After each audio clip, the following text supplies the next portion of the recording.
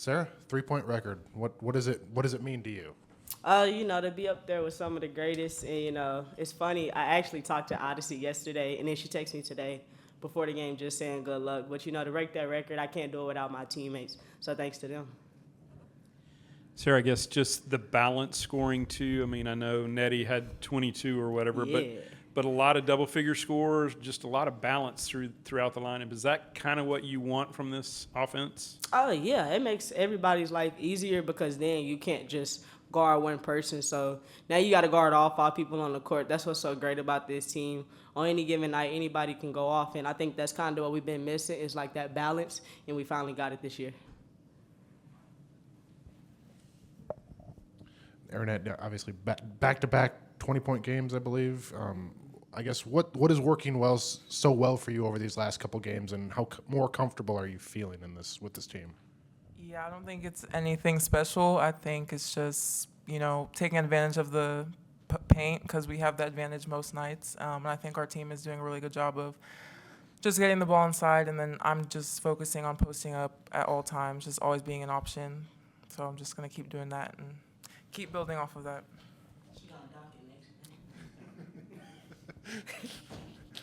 And then, Sarah, I guess Coach Collen, I think earlier this season, was talking about getting you kind of back to sophomore, Sarah, when you were, how do you feel like right now going into conference play and everything coming up? I feel like each game I'm getting better. You start to see me play downhill a lot more versus I normally settle for the 3, but you're starting to see me play with a little more pace now. Kind of getting back to that, Sarah, but most of all, I'm taking it one day at a time. Not trying to rush it all back for one game, but it's coming back slowly but surely. Sarah, obviously you've played some point. Jada, 10 assists tonight, double-double. Mm-hmm. I'm sure you can appreciate that game that she had. I mean, she was 5 of 5 from the field, too. That backcourt, I think we got one of the best backcourts in the country. And then down low, you can't stop us. So I think that's what's the beauty about this team.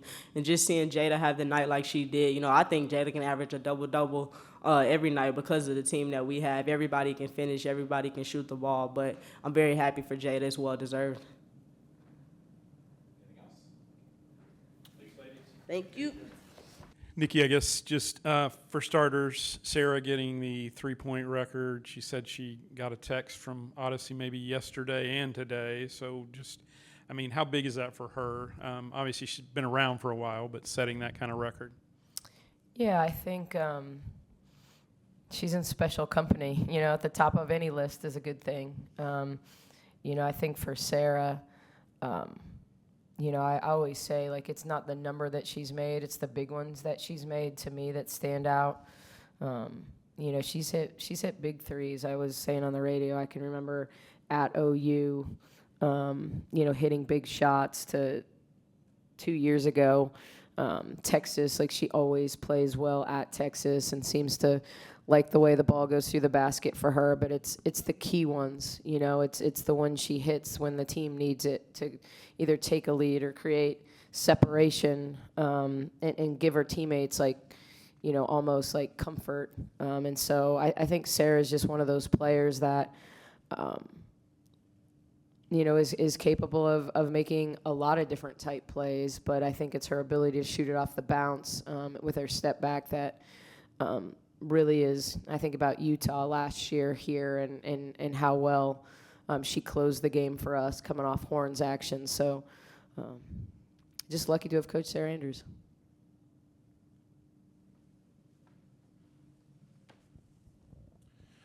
Coach, how disappointing was that first quarter today? And your, what was it, 29% or something? But then to respond very quickly with the 19-0 run in that next quarter. Yeah, I thought we got a lot of good shots and just missed. Sometimes it's not about, we got open threes, we got offensive rebound opportunities around the rim, we had drop passes that we missed layups. We just didn't put the ball in the basket. I didn't think we had terrible shots. I do think there were times when we shot off the first pass, and then in the second quarter you saw the ball really just pop around the perimeter, and we did a better job of moving it to the most open person, not just the first open person.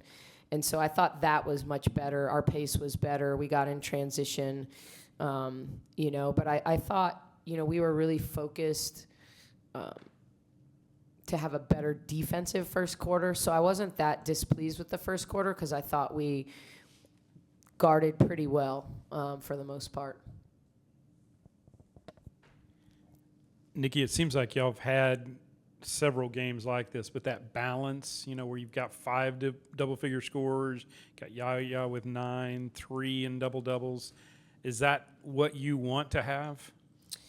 Yeah, I mean, certainly there are going to be days when someone's hot and we're going to play to them. I don't think that it's, Nettie had 22 in 19 minutes. So I mean, certainly, if I'd have played her 30 minutes, she probably would have gotten 30 points.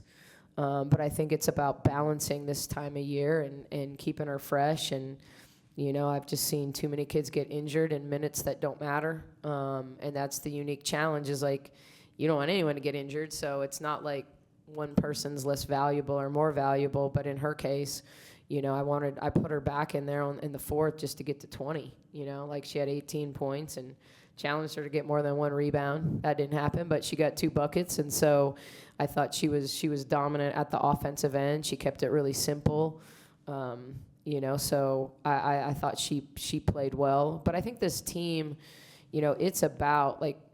Bugs didn't get a bunch of early shots. She got on the glass. Other people were shooting. Bugs was getting on the glass. Bugs was manufacturing her offense, and that's what she does better than anybody on our team. Like, she runs the floor and gets layups. She gets on the offensive glass, and then all of a sudden you see her make, like, a little jumper step back type thing to get into double figures and get to – but she just never presses. That's the beauty of Bugs. You just never see her pressed. She's just going to find a way to put points on the board, But I thought Jada didn't – over-penetrate. I thought that was a key today. I thought at times we've over-penetrated. That today was all about driving and kicking. We knew they were going to congest. So when we drove it, it wasn't a lot of the times we weren't going to get all the way to the rim. So it was about where does the help come from. And I thought we did a good job spraying it around the perimeter, dropping it off. So I thought from that perspective we were good. I mean, we saw zone most of the second half, a lot of turnovers, a lot of dead ball turnovers. So they were able to jump in their zone. We needed work against their zone. We did some good things, but we got some good film on that. We didn't see everything I wanted to see, but we got to play everybody, and that was the important thing. I know Sarah's battled some injuries here, and she said she's not kind of pushing too hard, too fast. But are you seeing signs of kind of that sophomore Sarah and kind of getting back to her form? I'm always scared to say, like, sophomore Sarah. I do think she's getting in better shape. I think she's changing her pace better. Like I thought the first half, she was really good at playing downhill and moving the basketball. I think once they started playing zone and we saw a lot of zone, then she got into like, I'm going to shoot my 3 and not necessarily get a piece of the paint. But I think that's where we see sophomore Sarah is like when we have more than just Jada getting paint touches. And it's not that we don't have others that get there. Yaya will get there. But I think those two are the best at getting there and making the next play, making the drop pass, making the kick pass. And Sarah's the best at making both, when she hits the paint. So, but I thought today Jada did a really good job of not getting so deep that she couldn't see what was open behind her. And that's, I always say, like, the sign of a really elite point guard is that they can count.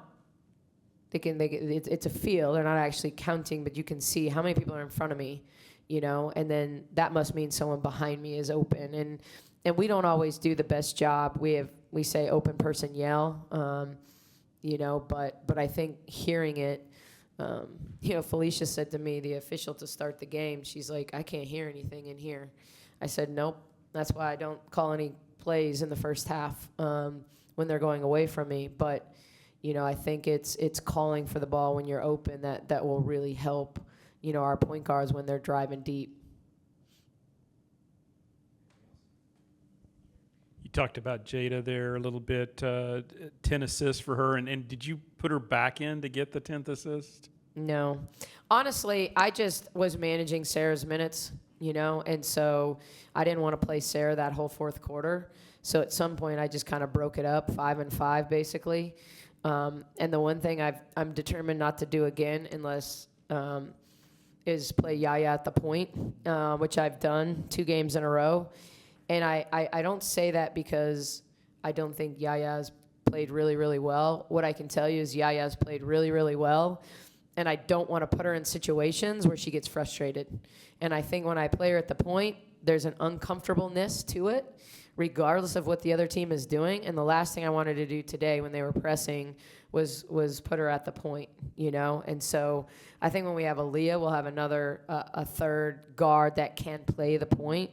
So it gives us a little bit of that. Because the tough part with the 2 of them is there are starting and backup point guard, but there are starting 1 and 2. So, you know, managing those minutes become a challenge. So that was why. I mean, I was happy she got it. I didn't know why people were cheering.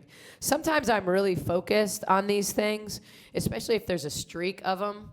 Like, how stressful, like, when I was coaching Alyssa, and she was at 18 double-doubles in a row, and it was like, I would tell her, you got 2 minutes, and then if you don't have it, you're coming out, because we're not going to get injured late in the game, but I'm going to give you 2 minutes. But I really wasn't looking at that today until I saw late that Bella had 9, and so with about 2 minutes to go, I'm like, Bella, get one more rebound, you know, but, you know, we're never going to do anything that, like, looks bad or is something that's going to be detrimental to how our opponents view how we're playing. You know, would I have liked to get to 100? You always want to get to 100. But, you know, once we missed that 3 and the ball tipped out of bounds, we're not taking a shot. You know, I think that's really disrespectful. Did you say we are? Yes, we are. Okay. All right.